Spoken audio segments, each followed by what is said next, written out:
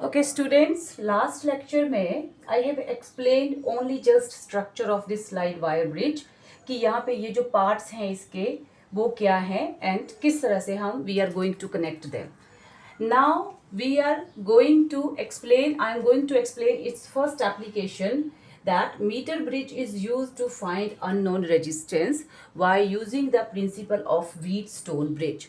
Wheatstone bridge का principle use करके हम इससे जो है unknown resistance x find out करेंगे यहाँ पे. तो देखो यहाँ पे अगर आपके पास क्वेश्चन आता है कि how will you find unknown resistance by use with the help of metre bridge, तो आपको क्या करना है, जो पीछे का टॉपिक है I have explain its structure, you have to write all of that, और उसके बाद से ये जो मैं प्रोसीड कर रही हूँ आपको अलॉन्ग विद दैट ये भी वहाँ पे ज्वाइन करना है. तो उसमें मैंने एक्सप्लेन किया था कि एक वुडन बोर्ड पे 1 मीटर लॉन्ग वायर जो है that is stretched between 2 points A and C. A metre rod is also mounted parallel to that wire. Then ये जो वायर और मीटर रॉड है ये दो कॉपर स्ट्रिप्स के बीच में माउंटेड है. देन एक सेंटर में भी कॉपर स्ट्रिप माउंट है, वो इसलिए ताकि ये हमें 2 गैप्स प्रोवाइड कर सके इस side and this side to connect known resistance R and unknown resistance X. Wheatstone bridge में क्या होता है, that is in the form of quadrilateral where P Q R X. 4 जो है हमारे पास रेजिस्टेंस कनेक्ट होते हैं, जिसमें P एंड Q आप बोलते हैं रेशियो आर्म्स हैं, R नॉन रेजिस्टेंस होता है एंड X अननोन रेजिस्टेंस होता है. तो यहाँ पे हमने नॉन रेजिस्टेंस R अप्लाई किया, यहाँ पे we have applied unknown resistance X. अब क्या हुआ, सेंट्रल पॉइंट जो है इस कॉपर स्ट्रिप का, from there we have connected one end of galvanometer and second end of galvanometer is connected with the jockey. Jockey को से हमने उसको कनेक्ट किया and jockey that is use to slide, हम उसको स्लाइड करेंगे wire के ऊपर, जिससे हम उस खास पॉइंट का पता करेंगे where galvanometer will show no deflection and it will follow the principle of Wheatstone bridge. अब देखो एक एंड हमने ए का यहाँ से बैटरी और की ये हमने सारा का सारा प्रैक्टिकल जो है कनेक्शन यहाँ पे हमने कनेक्ट किए. नाउ क्या हुआ, अब when we have made this whole arrangement, तो क्या होगा, हम इस जोकी को we will going to slide it on this wire. हम जब इसको स्लाइड करेंगे, कनेक्शन कंप्लीट करेंगे, इस गैप को फिल करेंगे, देन गैल्वेनोमीटर की जो नीडल है दैट विल डिफ्लेक्ट. और हम जैसे इसको मूव करवाते जाएंगे यहाँ पर, तो गैल्वेनोमीटर की नीडल जो है वो अपनी रीडिंग देगी एंड मे बी कोई ए पॉइंट, कोई ऐसा पॉइंट हमें वहां पे मिल जाए, we will reach at a point, select वो बी पॉइंट है इस वायर के ऊपर, जब गैल्वेनोमीटर का डिफ्लेक्शन जो है वो स्टॉप हो गया. Galvanometer shows no deflection, galvanometer कोई डिफ्लेक्शन नहीं दे रहा. तो इसका मतलब है कि हमारा जो ये व्हीटस्टोन ब्रिज है दैट इज इन मीटर, ये स्लाइड वायर ब्रिज जो है वो अपनी बैलेंस्ड स्टेट में आ गया, यानी कि वहाँ पे व्हीटस्टोन ब्रिज की जो है वो रिक्वायरमेंट जो है वो पूरी कर रहा है.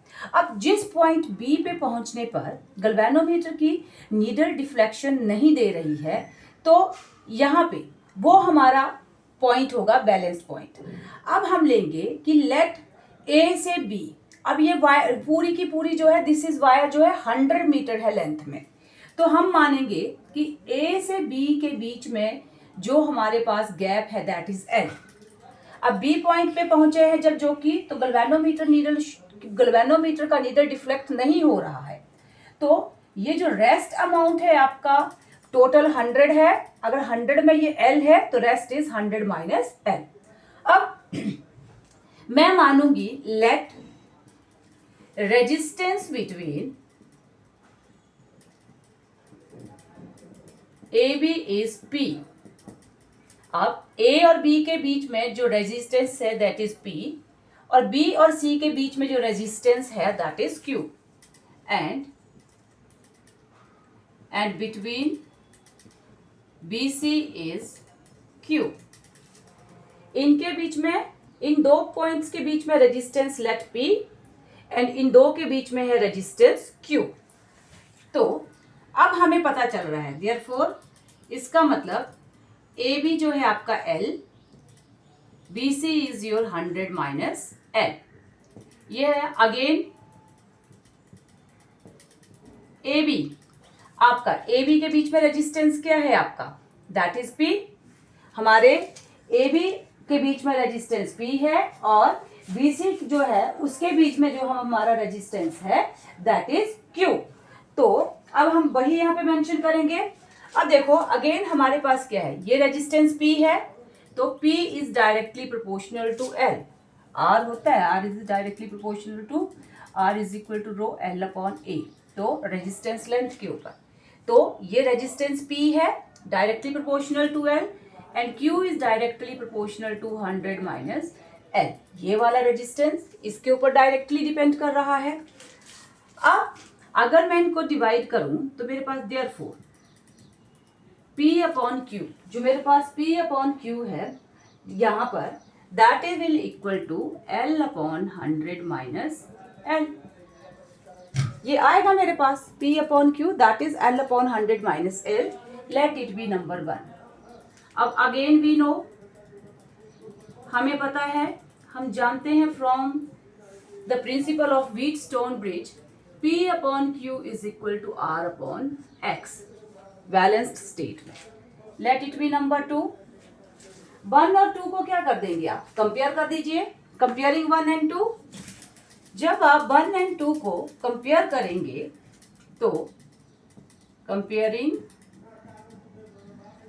1 एंड 2, आपने 1 एंड 2 को कंपेयर किया तो देखो ये P upon Q, it means your R upon X is equal to L upon 100 minus L, ये आया। Now you have to find unknown resistance this X, therefore cross multiply कर देंगे तो आपके पास X आएगा R 100 minus L upon L, X is equal to R 100 minus L upon L, and when we know what is the value of known resistance, आपने क्या resistance apply किया, ये length कितना length आया, when आपका galvanometer जो है that didn't give any deflection, तो आप ये सारी values put करके you can find out this unknown resistance। तो ये है हमारी practical application to find unknown resistance by using slide wire bridge or meter bridge। So this is all about this topic। So students, please keep on watching my videos, like my channel and subscribe it। Thank you।